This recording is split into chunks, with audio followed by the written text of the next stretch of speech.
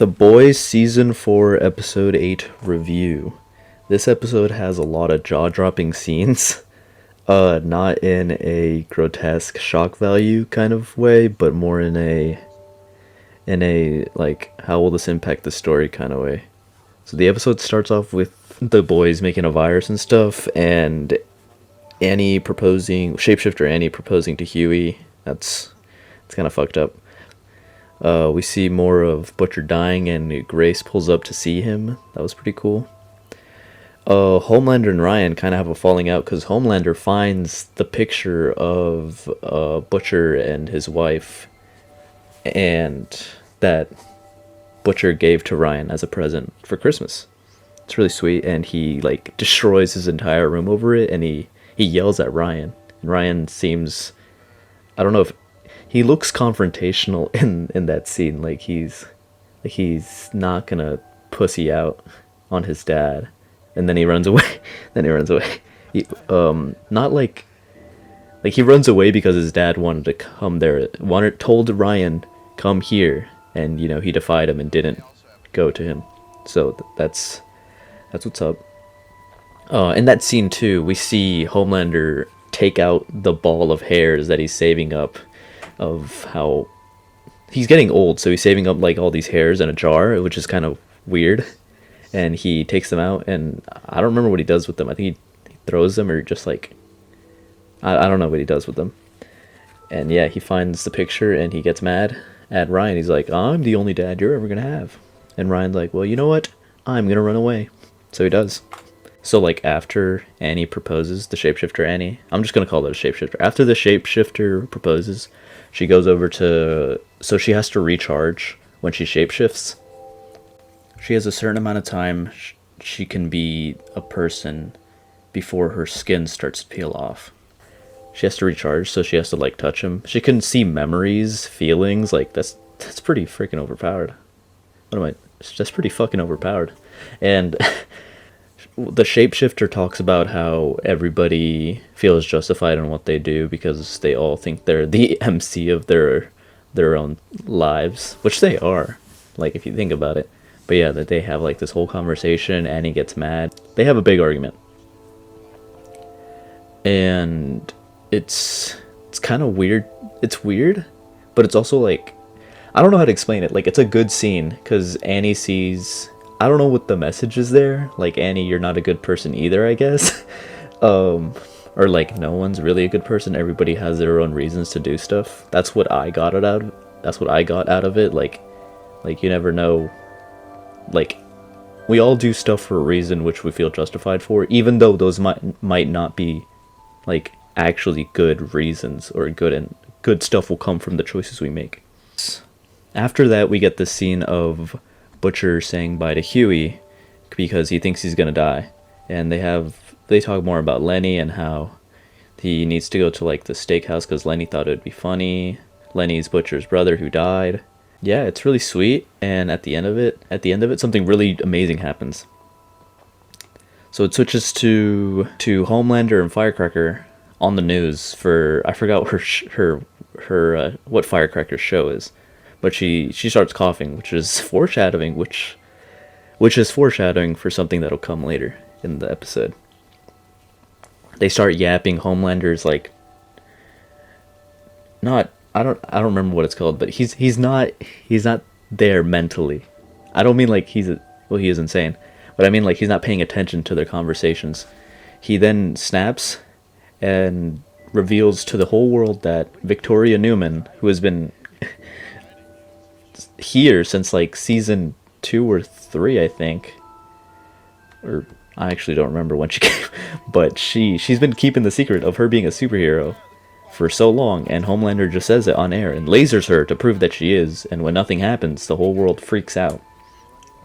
Then Homelander didn't understand the repercussions that would come with him revealing that she's a superhero, because he's a big baby. He doesn't understand politics at all. He doesn't understand that now, like, her position is jeopardized. And they have a funny interaction on, like, did he think about what would happen? He's like, of course I did. You think I'm stupid or something? So yeah, that was funny. Then we go back to seeing that the virus is not ready, and that all the info that they had on Victoria Newman is gone from their USB, because they had like this USB drive with a lot of dirt on her, but the shapeshifter Annie got rid of all that information. After that, we switch scenes to Ryan coming over to visit Butcher and Grace is also there. And they have a little chit chat about how he's dying. We switch scenes again to see a 7 meetup, but there's only like 4 members or 5. It's Black Noir, Deep, Homelander, and Firecracker. Cause Sage is gone. And it switches, and A-Train is gone. Yeah, that's right. A-Train isn't around. He ran away with his family successfully. We get this scene of Firecracker pouring in her breast milk into Homelander's cup, and she starts to cough again. And Homelander's disgusted, and he makes this really funny face in the episode. He makes this really funny face in the episode, right? And she gets upset because he's like, move like over there, please. He doesn't say please. He's like, go over there. And she's like, what? He's like, go over there. You're fucking disgusting. And she's like, oh, okay. And then she has like this really sad face on her face. She has a really sad expression on her face. And then they talk about how they're gonna have to kill every single person who has dirt on them in VOT. And the deep is like, wait a minute. If we're gonna kill everyone who has dirt on us, shouldn't we kill Ashley too? And Homelander's like, you know what? That's a brilliant idea. And Ashley's like on the other side of the elevator door listening to their conversation. And she starts booking it. She just starts running. I'm pretty sure Homelander hears her because there's a scene of him looking back as if he heard her running away. And she goes into Homelander's room and sees that it's all like fucked up because he lasered everything after seeing that photo of Butcher and his wife, Becca, happy and shit. And he's mad. So he lasered his whole room, and she goes in there. She's like, what the fuck? Then she goes to the drawer full of all the Compound V vials, and she stabs herself with it, and her brain starts to fucking, I don't know what happens, but like there's this weird like, you know that scene from the Incredible Hulk movie when the leader, when the guy who turns out to be the leader, his brain like starts enlarging and shit. That's what it looked like. So she might become like the leader for Marvel in the next season. I don't know. It cuts away to them being in the underground bunker with the head of the CIA and all of them being in this like confined room. And Huey, through a lot of little clues, this is really sweet, through a lot of clues, figures out that the shapeshifter is Annie. So the first person he tells this to is Mother's Milk, or Marvin, as they changed it to. He figures it out because she's like, oh, it's hot as a furnace in here. And when the shapeshifter was first introduced, she's like, oh, it's hot as a furnace in here. And then we cut to another scene of Annie successfully pulling an Eren Yeager from Attack on Titan and just ripping her, like forcefully pulling her hands out of the handcuffs that she's confined to because she was stuck in this apartment that she was chained to, and she wasn't strong enough to get out of the chains, which I find a little weird, but I understand. They're not as strong as other superheroes. Then the shapeshifter Annie in the bunker, we switch scenes again, starts just wailing on all the security guards. She like pushes this guy so hard that his spine like breaks into the shape of the desk behind him. It's really metal, all the shit that happened. She murders everyone. And then Kimiko's there. So she pulls up, she squares off, and then she just gets bodied. The shapeshifter, the shapeshifter is a pretty fucking strong character. I thought it reminded me of, what's his name? I don't know why they didn't just have this shapeshifter instead of Doppelganger from the beginning. I guess I understand why she wasn't in concept at the time. But yeah, she starts spawning everyone. She's really strong too. I didn't expect her to be that strong. Starlight pulls up and she's like, "Run, Huey. You're not strong enough to be here." And he's like, "Oh, okay." And then he runs away. And Starlight like actually stands on business, and it looks like she knocks out the shapeshifter after a pretty intense fight, but like from something later it turns out she did kill her. So is that Annie's first kill? I don't remember her killing anybody else, so that might be her first kill. After that, we switch more to Victoria Newman, being pretty upset at Homelander revealing her secret, and he starts talking about how like Victoria's just a puppet and how she has no one else to go to because he is the head superhero of every superhero, and that he holds all the power, and if she tries to betray them, then he's gonna torture her daughter every single day. And she gets understandably pretty mad. Then we switch back to Starlight, being really mad at Huey for fucking the shapeshifter, even though I understand that's fucked up, but you have to understand if Huey has been through it, bro. Huey, like, this is bad. This is assault on Huey. You shouldn't blame him. This shapeshifter has the most goated shapeshifting ability of all time, with the ability to hold memories and shift into any person. And she was a pretty good actor because I don't know. Anyways, I understand why Starlight's mad, but come on, it's a shapeshifter and with memories, like, that's pretty fucking overpowered. But I guess I can't understand as well. I'm not in their world. He starts giving reasons as to how she shouldn't be as mad, because he did notice eventually, after 10 days, after Huey kind of redeems himself from saying all those small things that helped him identify the shapeshifter. We cut to Vicky calling. Well, we don't cut. We just see Vicky calling Huey how she wants out. She wants out of this entire thing. How she will run away quietly and not come back because she doesn't want her daughter to die. That's pretty reasonable, not wanting your daughter to die from Homelander. And the squad is like, what? We then go back to the scene of the deep, and the rest of the 7 going around and killing all the employees who have dirt on them. And we have this pretty funny interaction between one of the screenwriters that we've seen consistently throughout the show and the Deep, how he's like, tell me I'm the smartest in the 7. Tell me my dick's huge. Tell me you love me. And he does, and he's like, you're just saying that cause you're scared you're gonna die. And the guy's like, no, you're really, really cool. And then he's like, nah, I know. It's okay though. I'll let you live. And then he punches his face really hard, and it splatters all over the wall. And then we see Black Noir kill other Ashley, and how he gets erect from doing so, which is kind of fucked up. Really fucked up, really. After that, we get to see Huey talking about how it's better to forgive people and how people deserve a second chance and stuff. And Frenchie and Kimiko, they also talk about forgiveness and how, and oh my gosh, the best part, I don't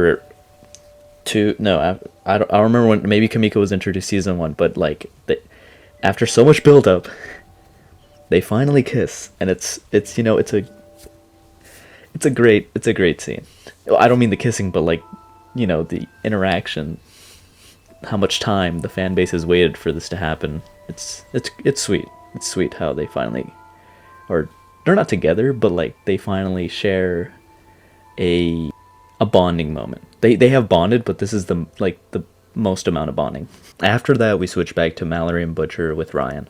They're playing Connect 4, and Mallory blurts out that Homelander forced himself upon Ryan's mom.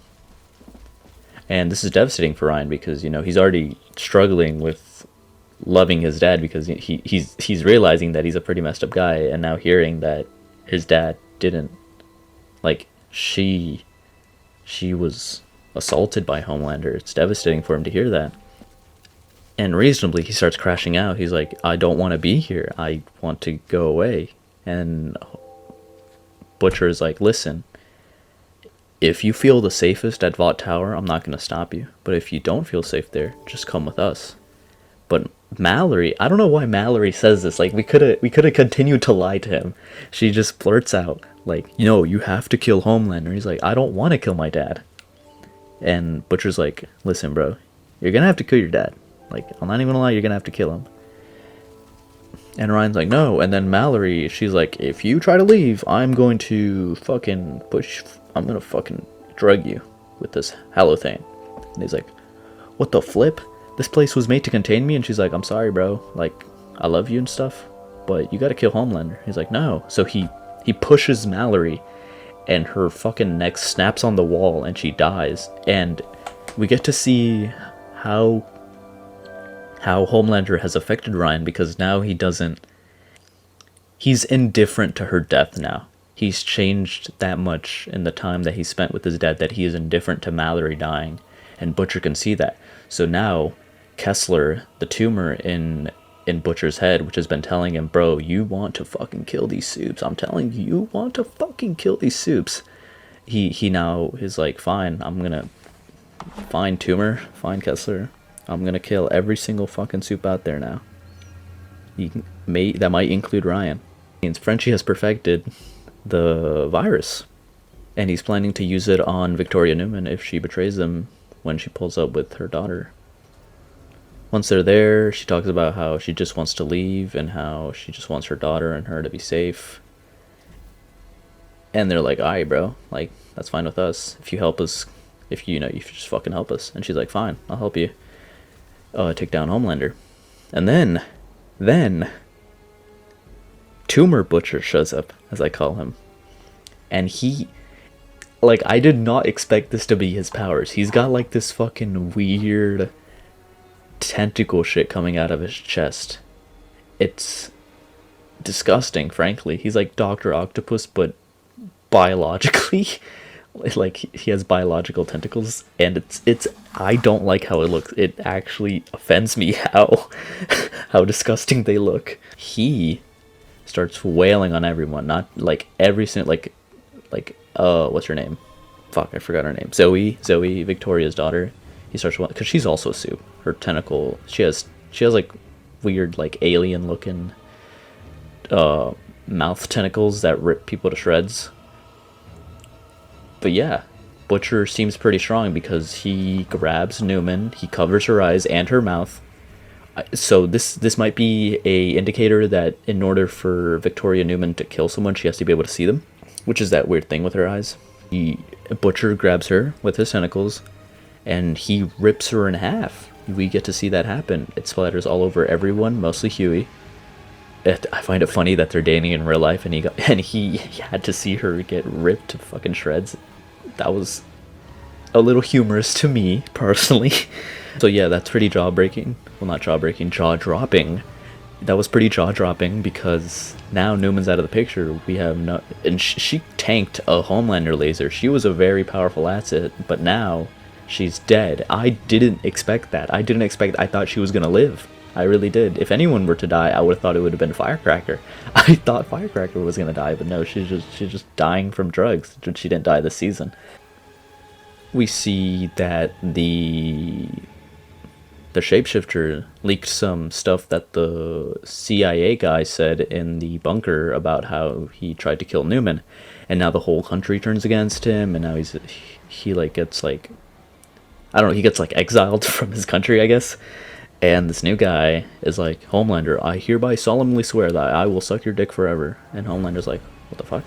Why? And Sage pulls up, and she's like, haha, it was all part of my plan, actually. She pulls an eyes in, and she's like, it was all part of my plan.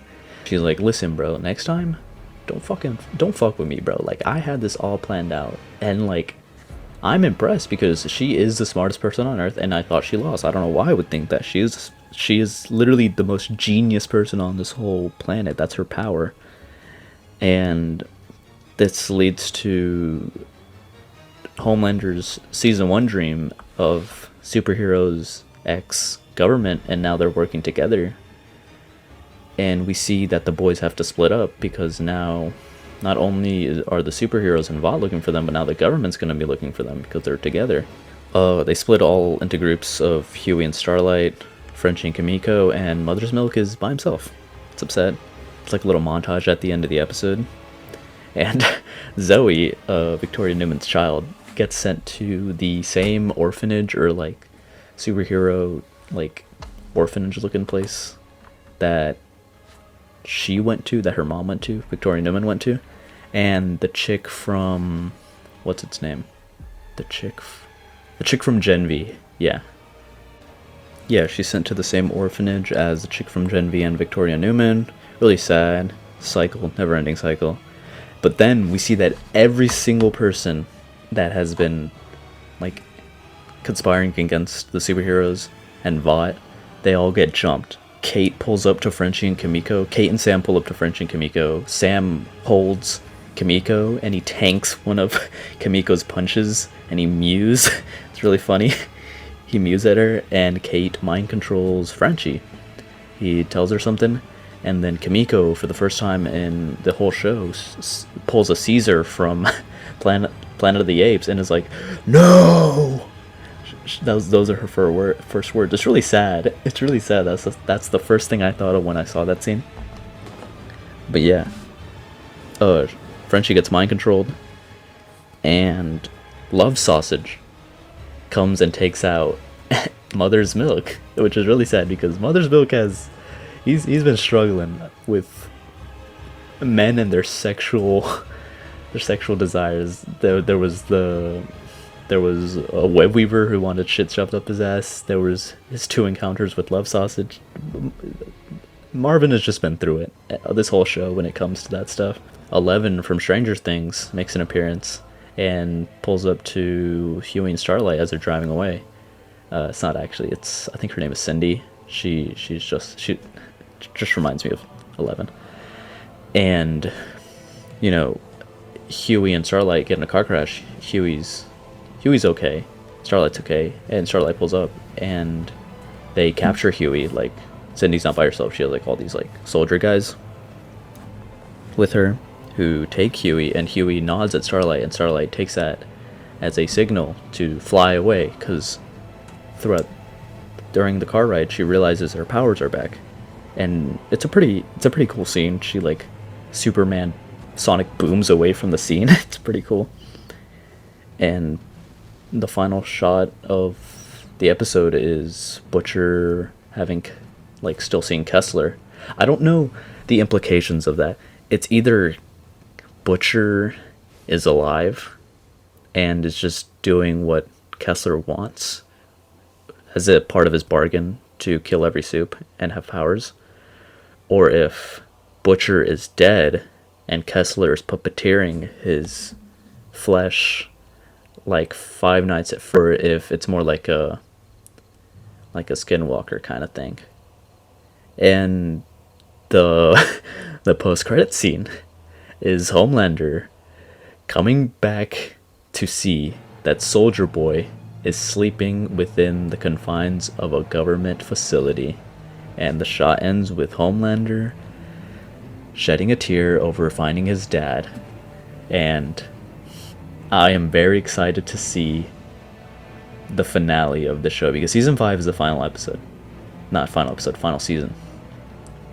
And it's just been a thrilling ride seeing this entire show unfold, seeing the interactions between the people, and at the end of the day, Huey is the MC, so I hope he pulls through and clutches up at the end. If it's anything like the comics, then Huey will live.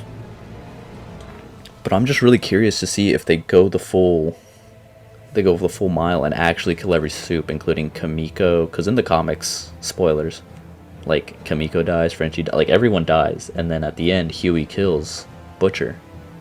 And I don't know if they're gonna go that way or if they're gonna go with a happy ending. But whatever they do, I hope that the writers do an amazing job in completing this fantastic series, which has brought back my love and most people's love for the superhero genre, and giving it a pretty amazing twist on a rather unfortunately garbage comic book series. But yeah, overall I would rate the season probably like a 7 or 8. It wasn't the best season, but it did have a lot of incredible moments in it. But I would still say that season 3 is probably my favorite season. But yeah, it's been a wonderful ride, and I can't wait to see how they wrap up this entire series. Yeah, this series is amazing, and very excited for season 5. But that's about it. Bye bye.